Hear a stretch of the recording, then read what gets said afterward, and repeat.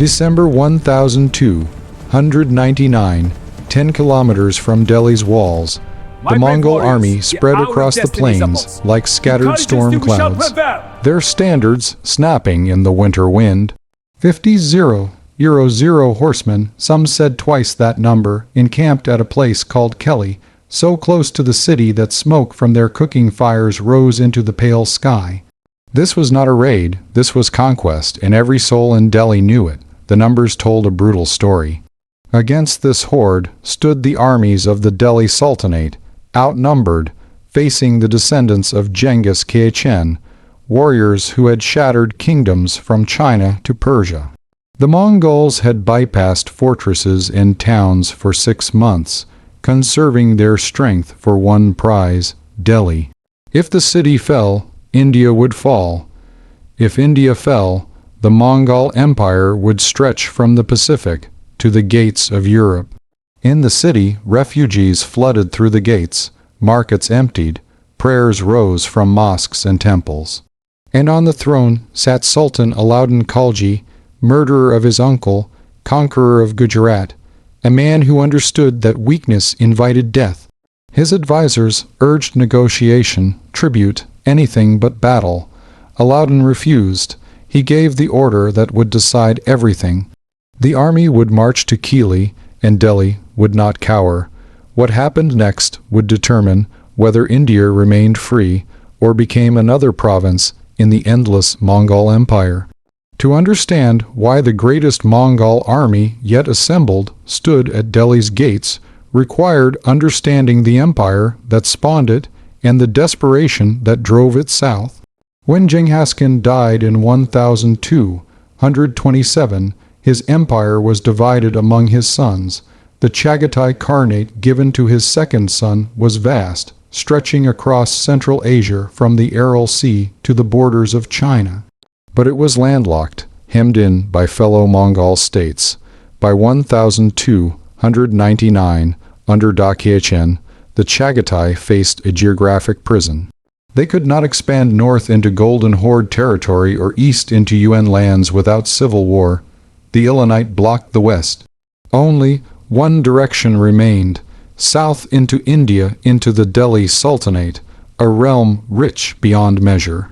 Previous Mongol incursions had been raids, strike, plunder, retreat. They had terrorized the Punjab and the Indus Valley, but never attempted permanent conquest. Dua Khan wanted more. He wanted an empire, a Mongol India that would rival the wealth of China and Persia. In late 1298, he gave his son Cutler Khawaja the command that would reshape history, take an army to India, not to raid, to conquer, to seize Delhi itself and make Hindustan a Mongol province. Cutler Khawaja assembled an army unlike any sent before. The chronicles disagree on numbers, 50,000 cavalry at minimum, perhaps as many as 200,000. Whatever the truth, it was enormous, a professional force with siege equipment and supply trains capable of marching 6 months without dissolving into banditry. This was conquest, methodical and absolute. The Delhi Sultanate in 1299 was barely 3 years removed from its own bloodbath. In 1296, a young general named Alauddin Khalji had murdered his uncle, Sultan Alauddin Khalji, during a family meeting and seized the throne in a coup that shocked even the court's hardened nobles. Alauddin was brilliant, paranoid, and utterly pragmatic. He understood power in its rawest form, hold it or lose it, and those who lose it usually lose their heads. 2 men stood essential to his rule. His brother Ulu Khachen, a capable general commanding loyalty in the ranks, and Zafar Khachen, a warrior of legendary courage who had defeated a Mongol invasion at Galandar in 1298. That victory made Zafar a hero. Soldiers cheered his name. Common people blessed him in prayers. For Alauddin, this popularity was both asset and threat. A sultan who took the throne through murder could not afford a general more beloved than himself. The seeds of mistrust grew silently. When word reached Delhi in late 1299 that a Mongol army of unprecedented size was marching toward India, Alauddin faced catastrophe. His main army was in Gujarat, finishing a southern conquest. The forces in Delhi were substantial, but not overwhelming. Worse, the Mongols moved with terrifying speed. They bypassed frontier fortresses at Milan and Samana, refusing challenges from border commanders. Frontier generals sent messages, "Come fight us here." Klaus sent back contempt. "Kings only fight kings."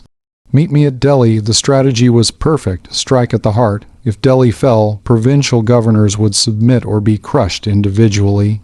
By early December, the Mongols reached Kili. They camped between the Yamuna River and bushland, a defensible position, and waited. Trade stopped, food prices soared, fear spread like plague. The mere presence of their army was siege enough. Alauddin convened his war council in a palace thick with tension. Alauddin Mulk, his uncle and chief of police, argued for negotiation. The Mongols were too close, too numerous, too formidable. Risk everything in battle, and the Sultanate might end in an afternoon. Better to negotiate, pay tribute. By time for the Gujarat army to return and reinforcements to gather. Alauddin rejected the council with words that cut like blades. To negotiate was to lose. Warriors would see weakness. Nobles would smell blood. The Mongols would return next year, emboldened with a larger army and greater demands. There was only one response to invasion of this magnitude: meet it head-on, win or die, and let the world see that Delhi would not bow. The orders he gave revealed either courage or desperation. All Mulk would remain in Delhi, with instructions that chilled every heart. If Alauddin lost the battle, hand the keys of the palace to whoever returned victorious. All gates would be sealed, except the Bidan gate, left open for flight eastward if disaster came. The Sultan was gambling his army, his throne, his life and India's independence on a single throw of the dice. At Siri, on the Yamuna's banks, the Delhi army gathered, perhaps 30 zeros, 0 men, perhaps more. The chronicles differ. What mattered was this: it was everything Alauddin could field on short notice, every soldier he could pull from garrison duty and palace guard, every cavalry unit within rapid marching distance. Alauddin would command the center, Safaran would take the right wing, Ulhan would hold the left. War elephants, massive beasts that terrified enemy horses, were distributed among all three divisions. The Delhi army, like the Mongols, relied on cavalry, horse archers who could shoot on the move, heavy cavalry and mail with lances and swords, light horsemen who scouted and harassed. This would not be infantry against cavalry or pike against horse. This would be cavalry against cavalry, mobility against mobility, a test of which tradition would prevail, the steppes or the subcontinent. Allen addressed his commanders on the eve of March. No speeches survive, but those who heard him remembered his tone. Cold, certain, without mercy for doubt or hesitation. He had murdered his way to power. Now he would prove he deserved to keep it, or he would die trying. There was a purity to that calculation that even his enemies had to respect. The army moved north toward Kili through countryside already scarred by invasion. Abandoned villages, fields unharvested, roads empty of the caravans that normally thronged toward the capital. This was what war looked like before battles began: silence where there should be life, absence where there should be presence. Scouts rode ahead, returning with reports that the Mongol army was enormous, deployed between river and bushland, waiting with the patience of professionals who knew time was on their side. They were not fortifying positions or digging trenches. They did not need to. Their strength was mobility, the ability to strike and withdraw and strike again, to turn battle into a deadly dance where opponents exhausted themselves chasing shadows. As the Delhi army approached Kili, soldiers checked weapons and armor with the mechanical precision of men who knew death was close. Veterans told younger soldiers what to expect: the sound of Mongol arrows like rain on a roof, the dust that would choke vision and breath. The confusion when formations broke and every man fought alone in the press. Some men prayed, others sharpened blades already sharp. A few deserted during the night march, not many, but enough to notice. Those who remained did so, knowing they might not see another sunrise. On the morning of battle, the armies came in sight of each other across the plain. The Mongol host stretched like a dark ocean, banners snapping, horses shifting restlessly. The sound of 50,000 warriors preparing for war, a low rumble like distant thunder that never quite broke. The Delhi army formed opposite, 3 divisions abreast, elephants towering over mounted men, the Sultan's standard raised high in the center. For a long moment, neither side moved. Both understood what was coming. Both knew that before the sun set, thousands would die, and a kingdom's fate would be written in blood on the winter earth. The wind carried the smell of horses and leather and cold ground, and then the drums began. The battle began not with a charge, but with a sound that soldiers would remember for the rest of their lives. The whistle of arrows. Mongol light cavalry swept forward from both flanks, not the heavy royal guard, but Turkmen horse archers. Men born in the saddle who could shoot backward at full gallop and reload while their mounts wheeled and turned. They came in clouds, hundreds of them, spreading wide like the wings of a predatory bird. The air filled with the whistle of shafts, and then the rattle as arrows struck shields and armor like hail against stone. The Delhi lines held firm, shields locked together, overlapping in the ancient way that turned individual men into a single wall. Arrows found gaps, faces exposed beneath helmets, arms raised to shoot, legs unprotected by the lower edge of shields. Men fell, some silently, others screaming. The wounded were dragged back while fresh soldiers stepped forward to fill the spaces, but the line did not break. Delhi's crossbowmen and archers returned fire. Their weapons were heavier, slower to reload, but when bolts struck, they punched through leather and sometimes found flesh beneath. For 15 minutes, 20, the archery duel raged. Both sides loosed shaft after shaft until forearms burned and fingers bled from bow strings. Quivers emptied and were refilled from supply carriers running bent-backed through the formations. The plain between the armies became a forest of arrows driven into earth or lodged in shields. A strange crop of death growing where none had been moments before. But this was not the real attack. This was testing, probing, the opening move in a dance the Mongols had perfected across 3 continents. They were reading the Delhi army where it was strong, where it might break, how its commanders responded to pressure, and they were bleeding it one casualty at a time, making soldiers tired and fearful before the real killing began. From the Delhi right wing, Zafar Khan watched the archery duel with growing impatience. He was a warrior, not a defender. His reputation had been built on the attack at Jalandhar, where he had charged Mongol cavalry and broken them. Now he stood watching arrows fly, while the enemy danced just beyond reach.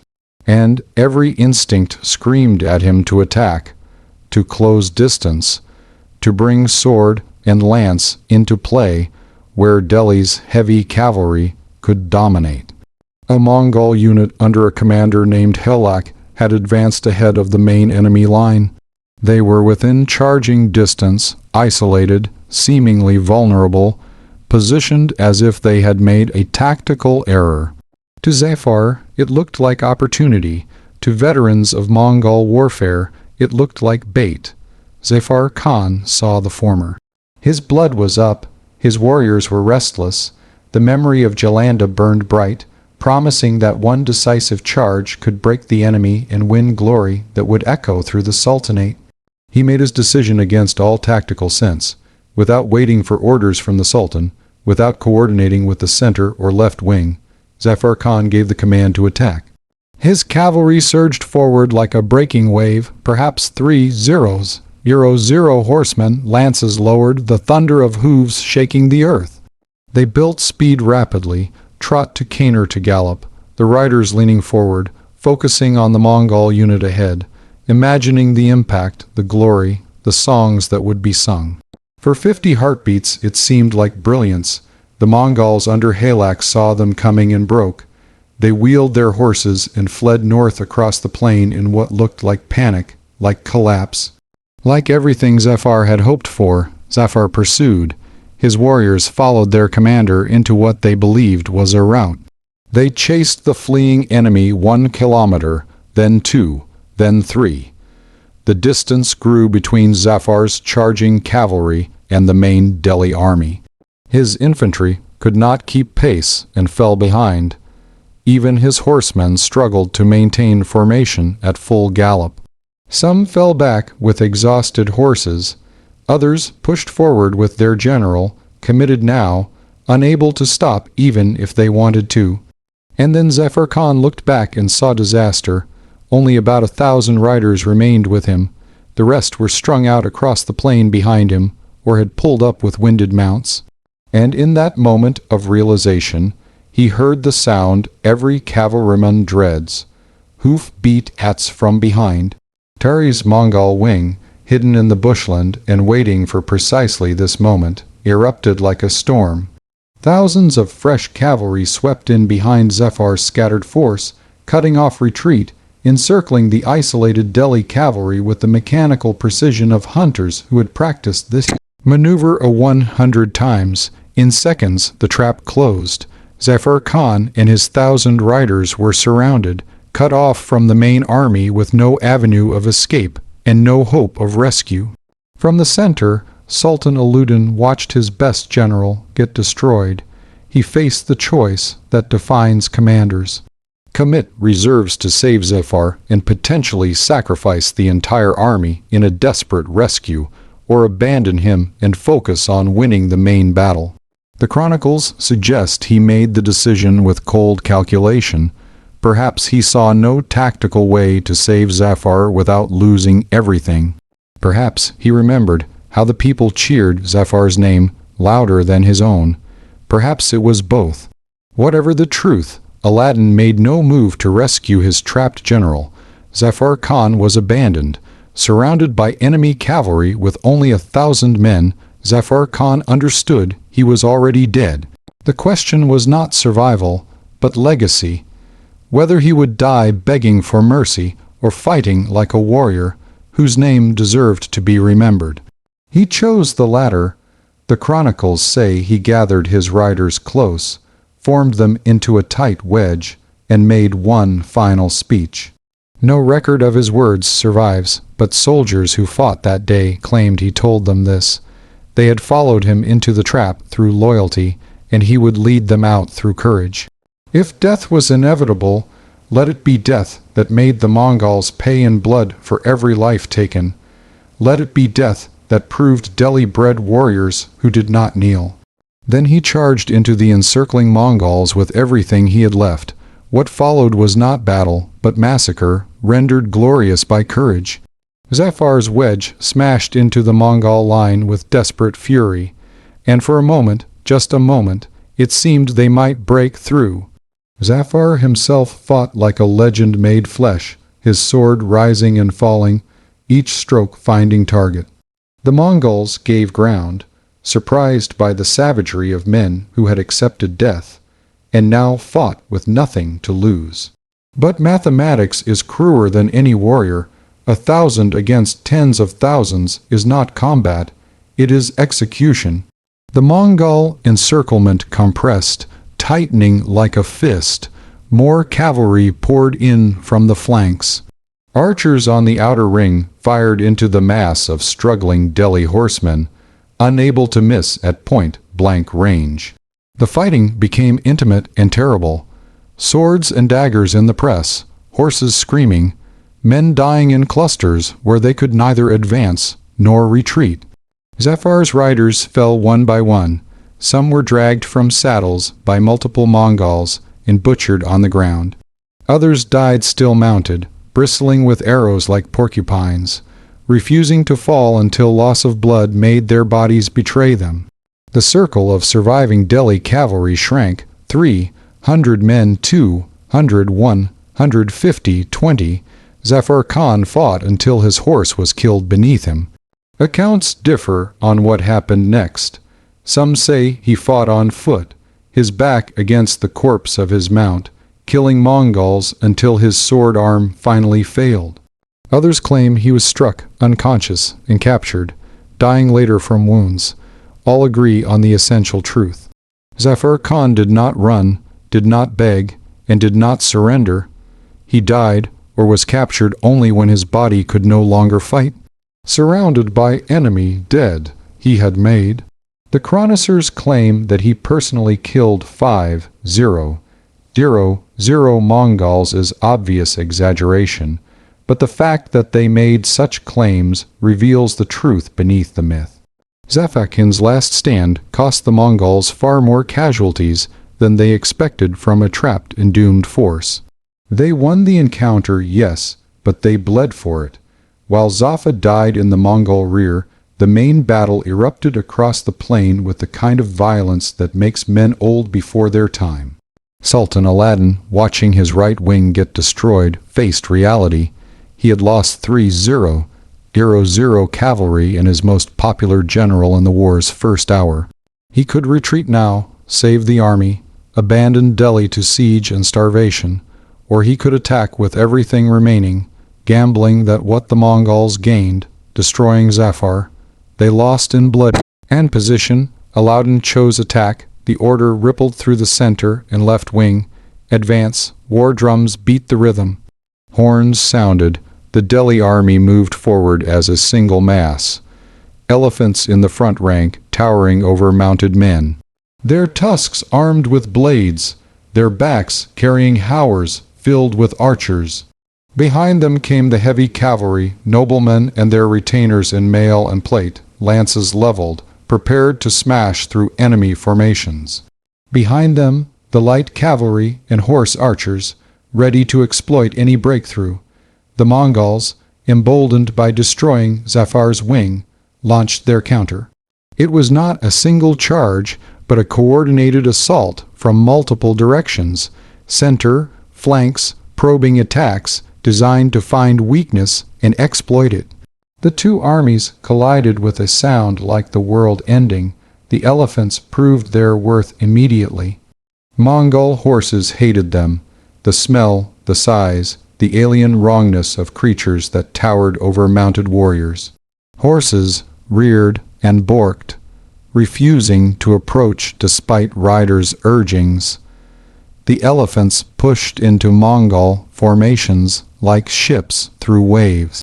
Their armored foreheads smashing riders from saddles, their trunks grabbing men and hurling them through the air, their tusks impaling horses and men alike. Archers in the howers fired down into the press, their arrows striking with near vertical trajectory that found the tops of heads and shoulders where armor was thinnest. But the Mongols were not broken by elephants alone. They had fought strange beasts before. They adapted. Horse archers targeted the elephants' eyes and exposed flesh, peppering them with arrows until the great beast bellowed in pain and rage. Some elephants maddened by wounds turned and stampeded back through their own lines, trampling Delhi soldiers in blind panic. Others were brought down by concentrated fire, arrows bristling from their hides until they collapsed like falling mountains, crushing men beneath their weight. In the center, where Alauddin fought, surrounded by his household guard, the battle became a grinding match of endurance. Cavalry charged and countercharged, formations broke and reformed, men fought in the press, unable to see more than a few meters through the dust and chaos. Relying on instinct and training to distinguish friend from enemy, swords rang against armor, lances shattered, horses fell, throwing riders who were trampled or killed before they could stand. The wounded crawled away from the fighting or lay where they fell, hoping to survive until battle's end brought mercy or death. As the sun climbed toward its zenith and began its descent toward the western horizon, the battle entered its most desperate phase. Neither side had broken, neither side had gained decisive advantage. Both were bleeding, exhausted, fighting now on will more than strength. On the Delhi left, Ulu Khan's division held firm against repeated Mongol attempts to envelop the flank. Ulu was not brilliant like his brother, the Sultan, but he was steady, and steadiness in battle is worth more than brilliance. Every time the Mongols pushed, Ulug's line bent and absorbed the pressure. Every time they tried to ride around his flank, his light cavalry extended to block them. It was not glorious, it generated no legends, but it kept the Delhi army from being surrounded and destroyed. On the remnants of the right wing, what remained after Zafar's death, leaderless cavalry fought with the fury of men who had survived their general's disaster and would not shame his memory by breaking. They absorbed Mongol attacks that should have shattered them, held positions they should have abandoned, and died in place rather than retreat. Some were avenging Zafar, others simply had nowhere to run. The effect was the same, the right held barely, buying time with blood. In the center, Alauddin was everywhere, not from recklessness, but necessity. A sultan who seized power through murder could not command from safety. He had to be seen, had to prove his courage, had to show he would risk what he asked his men to risk. He fought in the front ranks, his sword reed to the hilt, his armor dented and scarred. Twice his horse was killed beneath him. Twice he remounted and returned to the fight. His presence steadied wavering units, rallied broken formations, and reminded every soldier that their sultan would not ask them to die for something he was unwilling to die for himself. As afternoon wore into evening, Kutlu Khawaja faced his own crisis. The battle was not going as planned. Zafar's destruction should have broken Delhi's morale. Instead, it seemed to have hardened it. The elephants had been more effective than anticipated, disrupting formations and causing chaos. Most critically, casualties were mounting. Exact numbers are lost, but chroniclers' claims of 5-0 Mongol dead, even if exaggerated, suggest losses heavy enough to matter. Time was becoming the enemy. If the Mongols could not break Delhi before nightfall, the battle would resume tomorrow with Delhi's morale intact and potentially reinforcements arriving. The strategic situation was unfavorable. Deep in enemy territory, supply lines stretched to Central Asia, the possibility of other Sultanate armies converging on the capital. This was supposed to be a quick conquest. It was becoming a war of attrition, and attrition favored the defender fighting on home ground. Kutluk made his decision. He would commit everything, every reserve, every rested unit, every warrior not currently engaged. One massive assault against the Delhi center, coordinated and overwhelming, would either break Alauddin's army, prove the conquest impossible. It was the gamblers' final throw, all or nothing, win or withdraw. The order went out. Mongol reserves surged forward. Fresh cavalry units that had been held back all day now joined the battle. The assault hit the Delhi center like a physical force. Wave after wave of horsemen crashing into the line with enough power to stagger it backward. The Delhi formation bent, compressed, threatened to crack for 10 minutes. That felt like hours. The outcome hung in perfect balance. The Mongol assault had the weight of desperation behind it. The Delhi defense had the weight of survival. Men fought beyond exhaustion, beyond pain. In that state where the body moves on will alone and consciousness narrows to the immediate, the enemy in front, the weapon in hand, the next heartbeat and the next. Alauddin felt the line beginning to break. He saw gaps opening in the formation, saw men starting to pull back, saw the moment where armies fracture and defeats become routes. And in that moment, he did the one thing that could make a difference. He pushed forward, surrounded by his guard, bleeding from wounds he did not remember receiving. The Sultan of Delhi countered it, attacked into the Mongol assault, at the exact point where his line was weakest. It was insanity, it was also leadership. The soldiers around him saw their sultan attacking when retreat made more sense, saw him fighting when surrender would save his life. And something in the human spirit responded. The men who had been pulling back stopped. The gaps that were opening closed.